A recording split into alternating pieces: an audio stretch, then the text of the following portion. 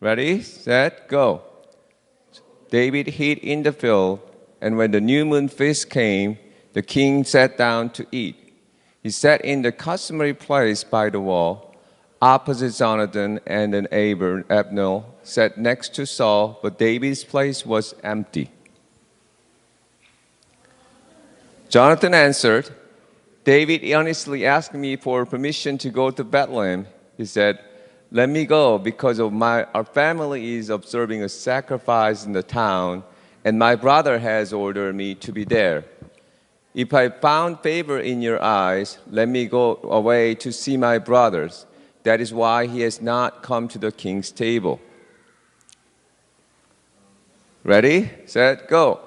Saul's anger flared up at Jonathan, and he said to him, you son of a perverse and rebellious woman, don't I know that you have sided with the son of Jesse to your own shame and to the shame of the mother who bore you?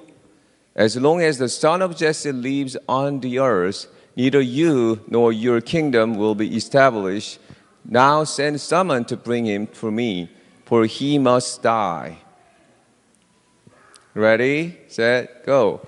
Why should he be put to death? What has he done? Jonathan asked his father. But Saul hurled his spear at him and to kill him. Then Jonathan knew that his father intended to kill David. Okay, so I think there are two more, a little long. Let's try to read together. Ready, set, go. Jonathan got up from the tables in fierce anger. On that second day of the feast, he did not eat because he was grieved at his father's shameful treatment of David. After the boy had gone, David got up from the south side of the stone and bowed down before Jonathan 3 times, with his face to the ground. Then they kissed each other and wept together, but David wept the most. Okay, I think this is the last one. Ready, set, go. Jonathan said to David, go in peace, for we have sworn friendship with each other in the name of the Lord, saying, the Lord is witness between you and me, and between your descendant and my descendant forever. Then David left, and Jonathan went back to the town. So it's a little difficult to understand out of these Bible verses what happened exactly. So let's start with a little sad background, guys. That is, do you see a guy who's really looks sad? That is King Saul. And because King Saul disobeyed God, God rejected King Saul, and then Spirit of God left him. And now Spirit of God left him, and then he sometimes was tormented or tortured by the evil spirit. So whenever he tortured by evil spirit, he got really sick and sad. And then somebody says, attendant says, why don't you bring some boy who can play the lyre? Lyre is like a small harp, so that whenever you hear the music, you get comfortable. And then indeed, when David actually came and then played the lyre, you saw the Saul, he was sad, but now he got feel a lot better. So that was the first time that David and King Saul first met. But after that, there's a famous event in David's life. That is, David fought. Do you guys remember the story last week? And David fought against who? Yeah, the famous Goliath. And then David won over the Goliath, and he came back as a hero. Right? So David really likes it. But you see, the King Saul, he is very angry. He should be happy, but he's very angry. Why? Can you guys guess why he's so angry? He became jealous because before David, he was #1 popular guy, but not anymore. Now David become a hero. See, he's really jealous. He's angry. And he came up with a plan. He made David a commander over 1,000 men and sent him to a battle, hoping that David might get killed in the battle. But he forgot about one important thing. That is what? Guess what happened? The Lord God is with David. So whenever the Lord God is David, he cannot be killed. Instead, every time he went to battle, he got victorious. And he became more and more popular. So, and during that process, he met very important person. One is Michal, that is the daughter of the Saul. And she fell in love with David, and they ended up getting married. And the second person that David met is Jonathan. And they become so close, they became a sworn friendship with the name of the God. And they become so close, Jonathan even gave his clothes and bow and the sword and even a belt, which means that Jonathan can share everything that he has with David. And remember, Jonathan was what? A prince, right? So that means David now can be on the same position with the prince. Now, they became very close, but unfortunately, when the David was playing the lyre, and then Saul became more and more jealous. And one day he was tormented by the evil spirit, and finally threw the spear at what? Spear at who? David. The King Saul was trying to kill the David, but again, who is with David? God. God is with David. And then he was able to dodge, and he ran away and then fled home. But Saul didn't stop there. The Saul sent a soldier and put a watch on David, because next morning the Saul is trying to kill the David. Right? But at that important moment, Michal knew that fact, and he came over. You have to run away, otherwise you might get killed next morning. So he let the David escape through the window. And after David escaped through the window, he met what? He met who? Yes, he met the most close friend, the best friend, Jonathan. And then he explained all the things. Your father, Saul, was trying to kill me. Now I have to run away.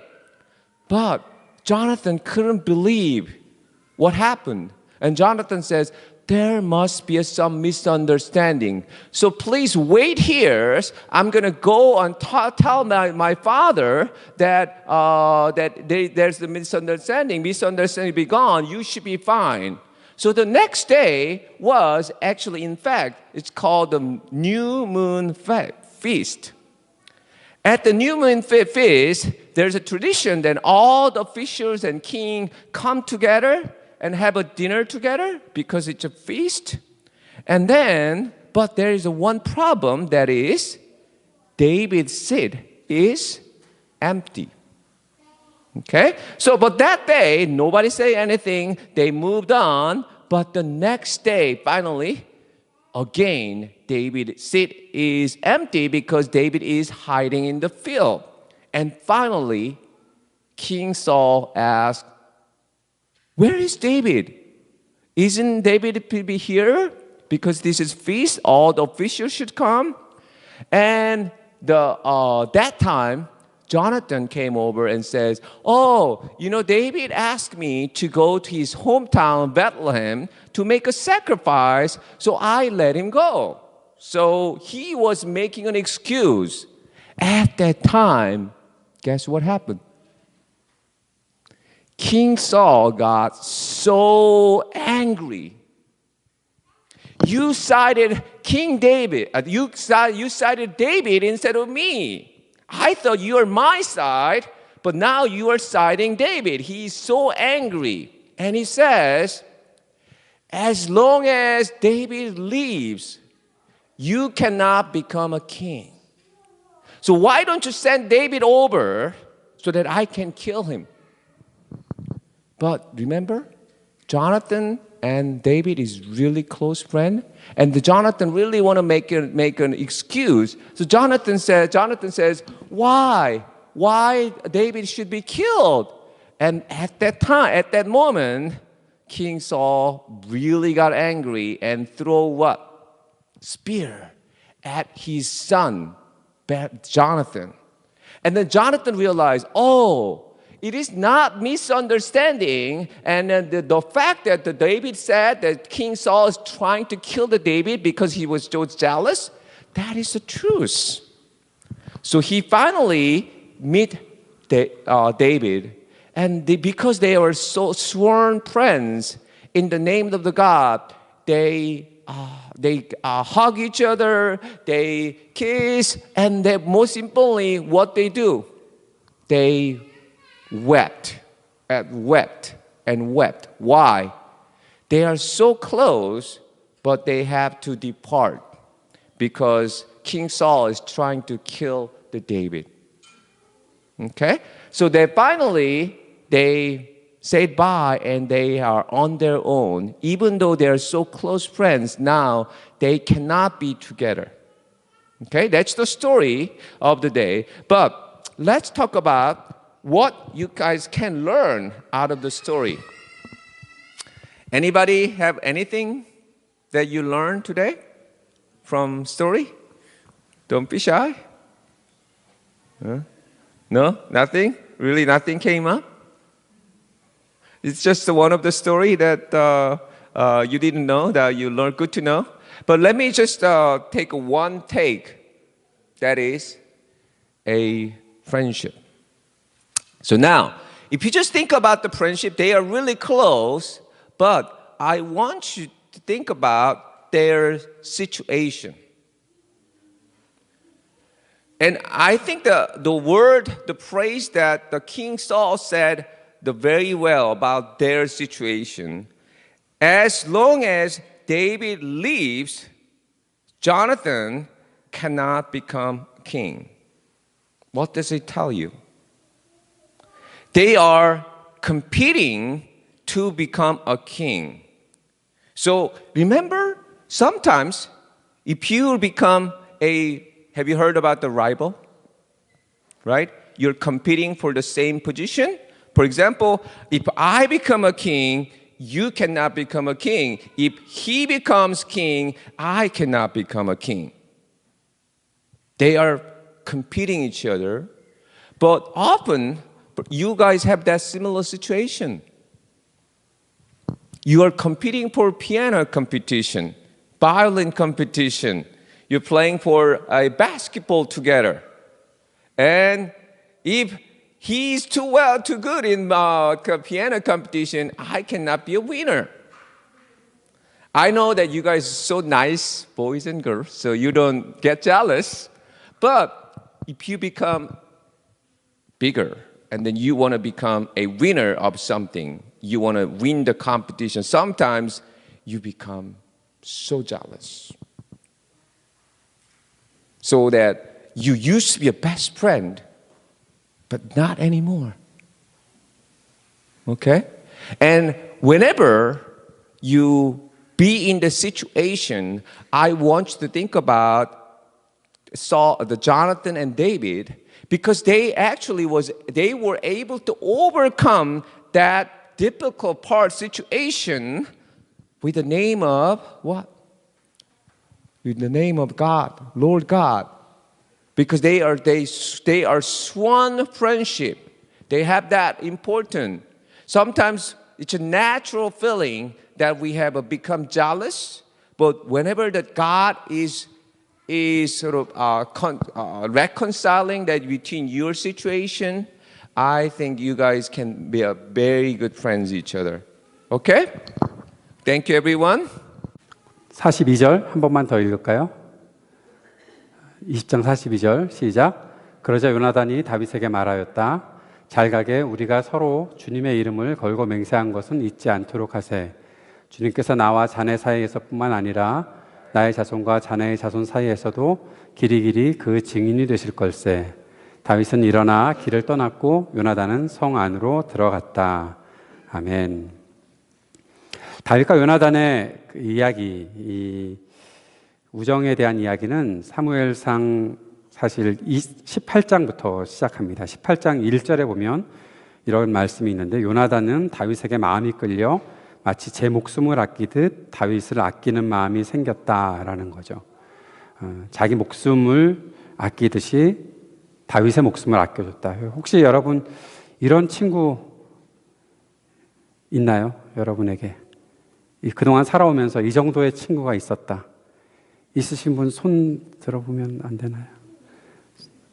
이런 친구는 무슨 친구? 내가 평생 친구가 있었던 적이 없다. 무슨 그런 생각을 할지도 모르겠지만 친구 만들기가 참 어렵죠. 언제 어떻게 만나느냐에 따라서 친구가 잘 좋은 친구 관계가 생길 수도 있지만 사실 친구를 만난다는 것은 굉장히 어려운 일입니다. 아까 집사님께서도 말씀하셨던 것처럼 요나단은 사울의 아들이고 다윗은 밖에서 이새의 아들로서 언젠가 하나님께서 사무엘을 통해서 다윗에게 기름 부음을 행하시고 이제 사울을 버리시고 새로운 왕으로 다윗을 세울 것들을 약속해 놓으셨기 때문에 다윗과 요나단은 굉장한 그 경쟁 관계에 있을 수밖에 없는 그런 사람이 될 수 있는 거죠. 아마 한국 같으면 이거 대하 드라마 정도로 나와서 다윗과 요나단이 어떠한 식으로 싸울 수 있었을까, 그것도 생각하지 않았을까 싶습니다.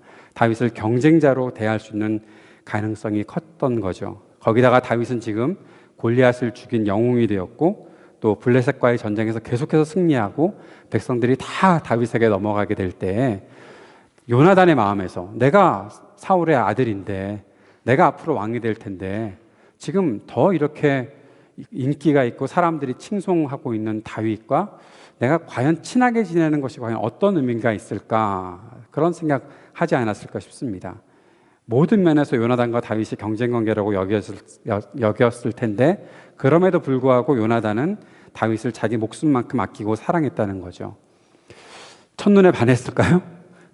요나단이 다윗을 보면서, 다윗은 정말로 아름답게 생긴 청년이거든요. 그런데 재밌는 것은 이새의 아들들 중에 눈에도 띄지 않았던 아들이었던 거죠. 그러니까 이새의 그 다윗의 그 형들이 얼마나 잘생긴 사람들이었을까, 그런 생각도 해보게 되고요. 그럼에도 불구하고 다윗은 정말 아름다운 사람이었다라고 성경이 말하고 있는 거죠. 그래서 요나단이 반했을까요? 요나단은 그렇게 안 생겼을까요? 여기 아까 그림에 보니까 제가 볼 때는 아무리 객관적으로 평을 해도 저를 외모지향적이라고 너무 욕하지 마세요. 제가 볼 때 요나단이 다윗보다 그림에선 더 잘생겼던데 그림 잘못 그린 것 같은 생각이 들어요. 그런데 그렇게 만약에 그리는 의도가 있었다면 사울이 기가 막히게 생겼던 사람이거든요. 사울은 사람들보다 머리 하나가 더 위에 올라와 있었다라고 성경에서 그렇게 기록하고 있어요. 사무엘이 사울을 처음 봤을 때 정말 마음에 들었거든요. 그리고 기름 부음을 했고 왕이 됐거든요. 인정받을 수 있었던 사람이 사울이었거든요. 그런 사울의 아들이었으니까 요나단도 얼마나 잘생겼을까요? 외모는 거기까지만 얘기하고, 그런데 둘이서 정말 친하게 지내기로 약속합니다. 약속. 자, 친구. 이렇게 좋은 친구. 여러분 좋은 친구 만나고 싶으시죠? 저는 우리 교회가 다 좋은 친구들이 되었으면 좋겠어요. 세상 사람들이 저희 교회 보면 참 놀라지만 다 비슷한 또래잖아요. 저부터 시작해서 모든 분들이 다 고만고만한 나이대잖아요. 그러니까 친구처럼 지내면 안 될까요? 친구처럼 못 지내는 이유가 뭘까 봤더니 서로를 향해서 우리가 호칭을 하나 갖고 있더라고요. 집사님이라고 부르니까 친구가 안 되는 거예요.